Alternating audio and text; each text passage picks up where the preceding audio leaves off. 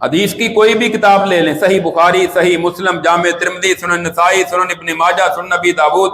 جس کتاب کو بھی لیں گے، اس سے آگے میں چلتا ہوں، فقہ کی کوئی کتاب لے لیں،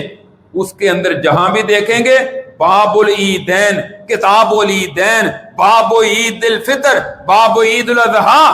دو عیدوں کا ذکر آئے گا، عید الفطر کا آئے گا، عید الاضحیٰ کا ذکر آئے گا، کسی جگہ کسی تیسری عید کا کنسیپٹ اور تصور ہے ہی نہیں۔ رسول اللہ نے بھی مدینہ میں جا کر فرمایا تھا، لوگو اللہ نے تمہیں دو عیدیں خوشی کے موقع عطا فرمائے ہیں، ایک عید الفطر ہے، دوسرا عید الاضحیٰ، ہمیں وہی قبول ہیں جو رسول اللہ نے دیے ہیں،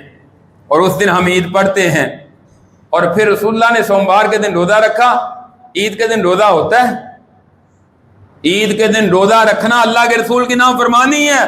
سال میں 5 دن ایسے ہیں جب بندہ روزہ نہیں رکھ سکتا، ایک عید الفطر کا دن ہے، 4 دن عید الاضحیٰ کے دن ہے، ان میں روزہ رکھنا گناہ ہے۔ اور اگر یہ عید ہے تو پھر رسول اللہ نے روزہ کیوں رکھا؟ آپ نے فرمایا جس دن میں پیدا ہوا ہوں وہ میں روزہ رکھ رہا، سوموار کا دن ہے، روزہ ہو تو عید نہیں، عید ہو تو روزہ نہیں۔ اور پھر رسول اللہ صلی اللہ علیہ وسلم 23 سال زندہ رہے نبوت کے بعد، 40 سال کی عمر تھی آپ کو اللہ رب العزت نے اقرا بسم ربک الذی خلق پہلی وحی نازل کی، 23 سال تک زندہ رہے۔ وہ حدیث کی کتابیں موجود ہیں، سیرت کی کتابیں موجود ہیں، کسی جگہ کوئی ایک واقعہ، کوئی ایک حدیث رسول اللہ نے 23 سالوں میں 12 ربیع الاول کا دن 23 بار تو آیا تھا، آپ نے کبھی نہیں کہا میرے صحابہ